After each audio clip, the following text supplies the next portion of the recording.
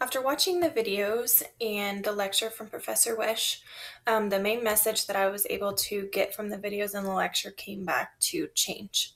So much has changed in such a short amount of time. I even reflect on growing up as a kid of what has happened in about 20 years, and I can hardly recognize what the internet or the world for that matter looks like.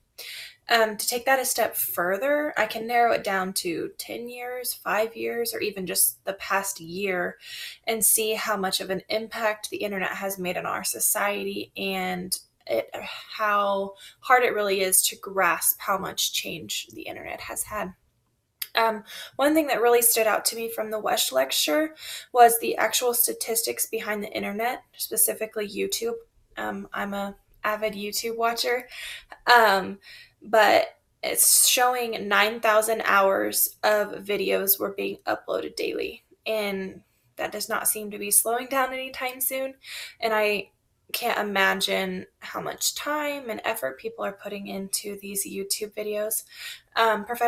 Professor Wesh went on to say how 88% of the content uploaded from these hours of videos are new and original. So these people are coming up with these ideas and they're posting it to the internet.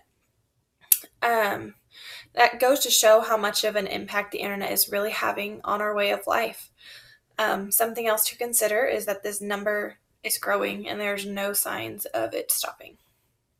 Another message that can be taken away from this is how, as people, we need to roll with the changes that are being established with technology.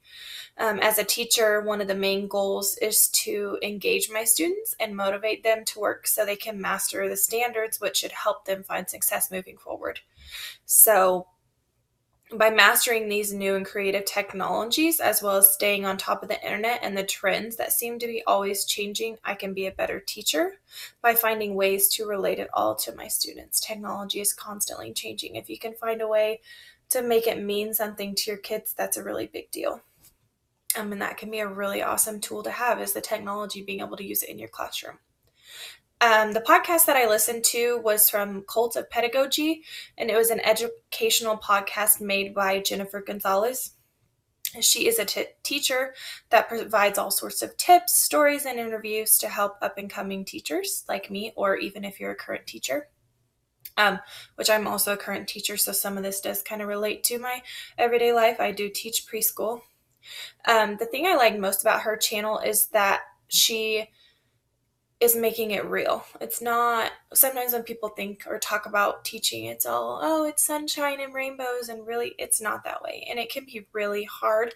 And things like making phone calls home to your parents about, maybe their student didn't do so good that day, or we're having behavior issues, or calling child services. That's not fun. Those are real everyday life scenarios that we have to think about, and it's not all the good stuff. Um, she does a great job of addressing things like this on her podcast, and it's very relatable to what the life of a teacher really is like, not just what we can imagine it to be. Podcasting, blogging, and wikis can be something very useful in education as long as it's used properly.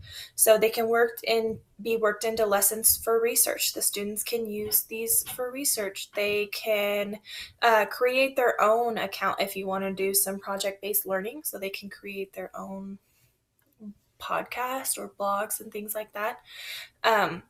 My husband, who teaches fourth grade, has done some of these things in the classroom, and his students really buy into it because it's something that, is new and up and coming, and they hear about these things, and it's really fun for them to do it. So relating it to real life stuff, and it's very motivating for them. As far as social media, I kind of put it in the same category as the previous one. It can be a really awesome tool to use as long as it's done in the right way and you're managing it properly and you're staying on top of it with your students. There are a lot of people on social media, and it can be dangerous and maybe not necessarily a good idea if you're not monitoring it properly. If I were to use it in my classroom, I would keep myself in charge of it and not really let the students have too much of a hold on it.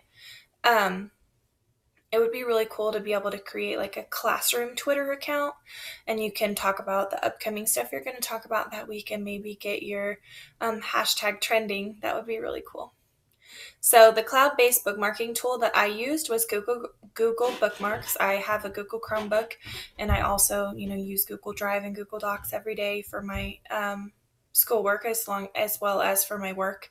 It was super easy to find, and it was really easy to use. I really like it because knowing that I can bookmark something on my Chromebook, and then in any device where I can sign into Google, all my bookmarks are saved. That's really awesome because, I have a laptop and a computer at school, and although they're not Google, it's not a Google laptop or computer, I can still use my Google bookmarks, and I can find it on any computer. Or if I'm going to the library to work on schoolwork, I can pull up my Google bookmarks anywhere, and that's really awesome. And I don't have to try to remember the name of the site and so on and so forth. It was really easy to find. I just typed in Google bookmarks and then started finding the websites that I use often that I want to bookmark on my devices. Let's see. I like that it was really easy to just bookmark everything, and I know that I'm going to have it and be able to rely on it in the future.